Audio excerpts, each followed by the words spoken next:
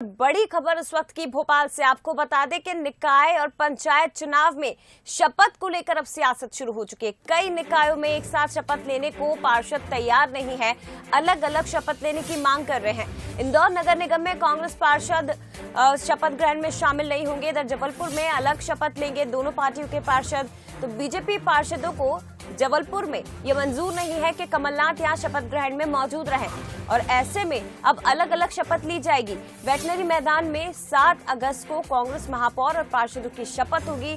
इधर बीजेपी के जो पार्षद है वो नगर निगम परिसर में 8 अगस्त को शपथ लेंगे। सिवनी की बात करें तो यहाँ जनपद में कांग्रेस समर्थित सदस्यों ने बहिष्कार कर दिया है शपथ ग्रहण समारोह का। अब आपको बता दें कि शपथ ग्रहण समारोह को लेकर सियासत शुरू हो गई है मध्य प्रदेश में।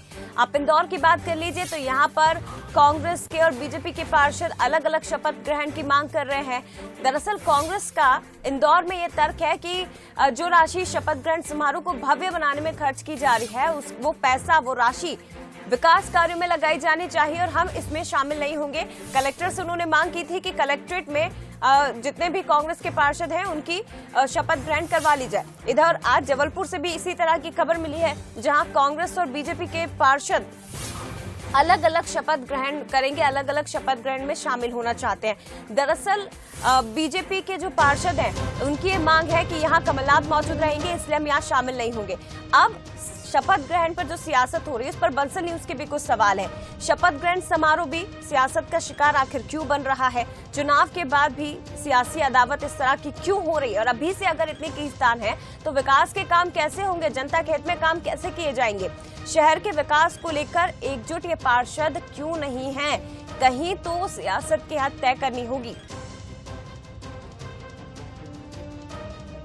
तो ये बंसल न्यूज के सवाल है जो हम पूछ रहे हैं, जो उठा रहे हैं जनता के हित में।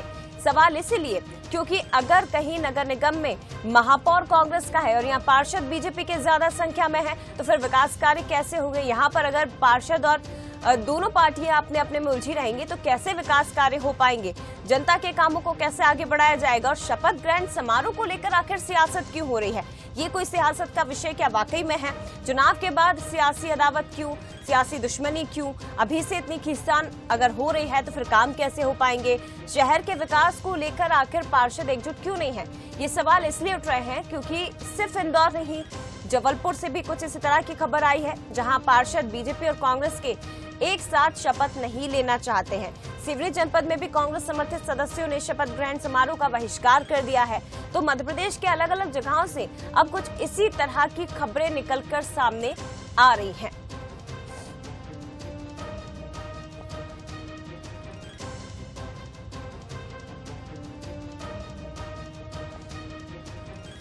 चलिए इस सियासत को हम और भी ज्यादा समझने की कोशिश करते हैं। सीधे रुख करते हैं सबसे पहले भोपाल का एग्जीक्यूटिव एडिटर मनोज सैनी जी हमारे साथ यहाँ से लाइव जुड़े हैं। फिर मैं इंदौर का रुख करूंगा, अखिलेश हमारे साथ यहाँ से जुड़े हुए हैं। मनोज जी, सबसे पहले सियासत को हम समझना चाहेंगे। एक नई तरह की सियासत और एक नई मांग अब बीजेपी के और कांग्रेस के पार्षद उठा रहे हैं कि हम एक साथ शपथ नहीं लेंगे। एक तरफ तर्क दिया जा रहा है कि कमलनाथ शामिल हो रहे हैं इसलिए बीजेपी के पार्षदों ने इनकार कर दिया।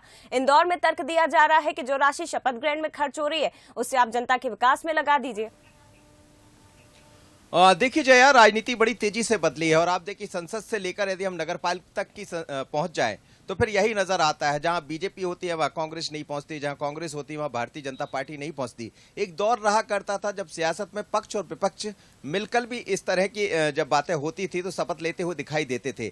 लेकिन ये पहला मौका है मध्य प्रदेश में जब यदि इंदौर में भारतीय जनता पार्टी के नेता शामिल हो रहे हैं। हालांकि मुख्यमंत्री वहां नहीं पहुंच रहे हैं, बीडी शर्मा और नगरीय प्रशासन मंत्री भूपेंद्र सिंह वहां शामिल हो रहे हैं, तो वहां कांग्रेस के पार्षदों ने एक तरह से कहा जाए तो उसका बायकॉट कर दिया। इसी तरह जबलपुर का आप जिक्र कर रहे हैं, जबलपुर में भी वही स्थितियां बनी, वहां कमलनाथ जाने वाले।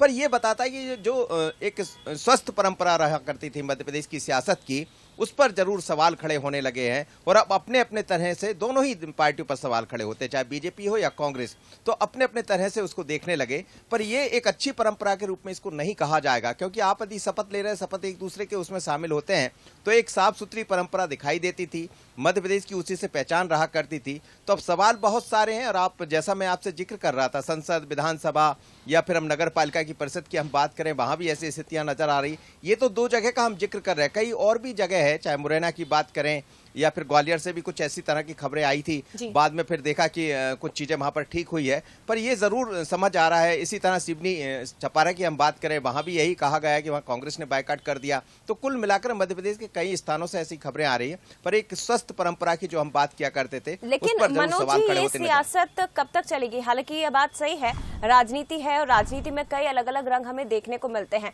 लेकिन जैसा कि हमने जिक्र किया कि चुनाव संपन्न हुए ज्यादा समय अभी हुआ नहीं है, और ऐसे में बीजेपी और कांग्रेस के जो पार्षद हैं अगर इसी तरह से आपस में उलझे रहे, मात्र शपथ ग्रहण को लेकर ये सियासत हो रही है, तो जनता के विकास कार्य आखिर कब किए जाएंगे? ये बंसल न्यूज में सवाल पूछ रहा है। देखिए, निश्चित रूप से ये बड़ा सवाल है, और जब कभी हम देखते हैं कि राजनीति होती है, राजनीति के दौर में चुनाव होते दिखाई देते, तो वहां सभी लोग वादे यही करते कि विकास के मुद्दों पर हम साथ खड़े होंगे। लेकिन ऐसा कैसा विकास? आप समझिएगा कि कई ऐसे स्थान हैं जहां पर, जैसे जहां 5 जगह कांग्रेस के महापौर जीत कर आए हैं, वहां परिषद भारतीय जनता पार्टी की बनने जा रही। इसी तरह जहां भारतीय जनता पार्टी के महापौर जीत कर आए, वहां कुछ जगह कांग्रेस की स्थिति अब ऐसी है। तो सवाल यही है, क्या विकास के नाम पर जब बात होगी और जब महापौर वहां पर अदर्स यानी विपक्ष के होंगे और पार्षद हम जिन्हें कहते हैं, परिषद जिन्हें कहते हैं, वो पक्ष यानी भारतीय जनता पार्टी की होगी, फिर आगे चलकर मोहर कैसे लगेगी कामों पर? क्योंकि एक परिषद की अनुमति लेना होता है, तो हमें लगता है ये तस्वीर ठीक नहीं है। आगे चलकर जिन विकास के कामों के आप जिक्र कर रहे हैं, निश्चित रूप से उस पर भी सवाल खड़े होंगे और वो प्रभावित भी होंगे।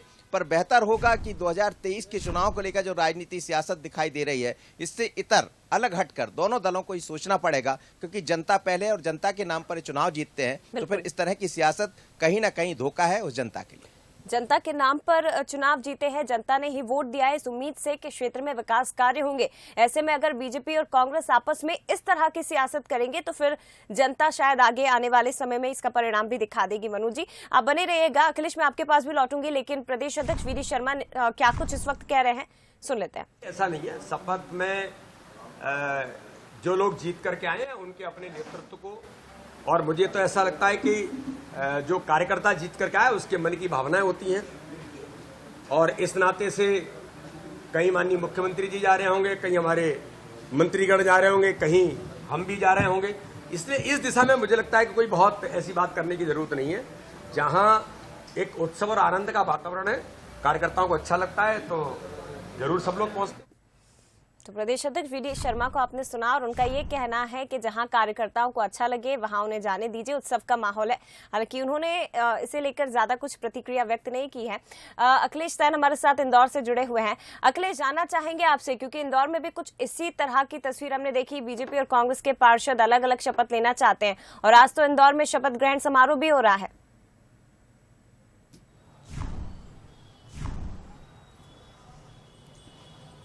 बिल्कुल कहा जा सकता है कि राजनीति में एक नई तरह की जो परंपरा है उसकी शुरुआत अब से शुरू हो चुकी है, क्योंकि पहले की जो राजनीति थी उसमें ऐसा नहीं होता था कि जो शपथ ग्रहण में है उसमें अलग अलग कांग्रेस या बीजेपी या फिर निर्दलीय कोई अलग अलग शपथ लेने के लिए पहुंचेंगे। लेकिन अब जो परंपरा शुरू हुई है वो कहीं ना कहीं पर विकास के मुद्दों के लिए एक बड़ा सवाल यहाँ पर खड़ा भी करती हुई दिखाई दे रही है, क्योंकि आज इंदौर में शपथ ग्रहण समारोह है जिसमें तमाम तरह के जो नेता हैं, अधिकारी हैं और समाज के प्रबुद्धजन हैं वो यहाँ पर पहुँचने वाले हैं, और जो पुष्पमित्र भार्गव है नवनिर्वाचित महापौर, और वो आज अपने पहले कार्यकाल की शपथ लेंगे। तो कहा जा सकता है कि जिस प्रकार से जो शपथ ग्रहण समारोह है इसकी पहले से पूर्व से तैयारियां की गई थी, तमाम तरह के जो काम वो किए गए थे, और उसके साथ ही बीजेपी जब शपथ ग्रहण की जब तारीखों का ऐलान हुआ तो उस बीच जो कांग्रेस ने उसने इस शपथ ग्रहण का बायकॉट कर दिया। सबसे बड़ी बात ये निकलकर सामने है कि कांग्रेस का यहाँ पर आरोप है कि जो जनता के टैक्स के पैसों से यहाँ पर जो शपथ ग्रहण का जो समारोह है वो किया जा रहा है। यही पैसों को अगर जनता के हित के काम में लगाया जाना था, लेकिन शपथ ग्रहण समारोह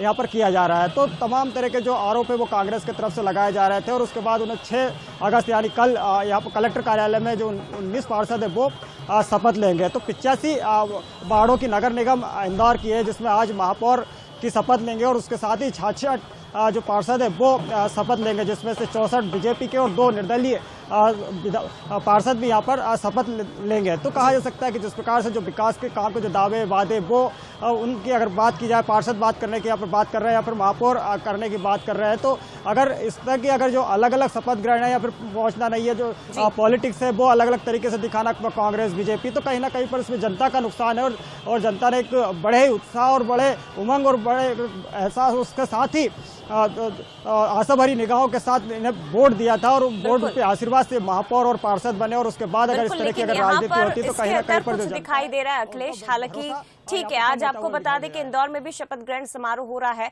और पुष्यमित्र भार्गव आज शपथ ले रहे हैं। शुक्रिया आपका मनोज जी। अखिलेश, आपका भी बहुत धन्यवाद। आपको बता दें कि आज इंदौर को अपना 24वां महापौर मिलेगा, लेकिन इसी तरफ इससे लेकर शपथ ग्रहण समारोह को लेकर भी सियासत हो रही है। निकाय पंचायत में शपथ को लेकर सियासत शुरू हो चुकी है, चाहे आप इंदौर की बात कर लें या जबलपुर की। सिवनी में भी कुछ इसी तरह की तस्वीर सामने आई, लेकिन ये परंपरा लोकतंत्र के लिए बिल्कुल भी अच्छी नहीं कही जा सकती।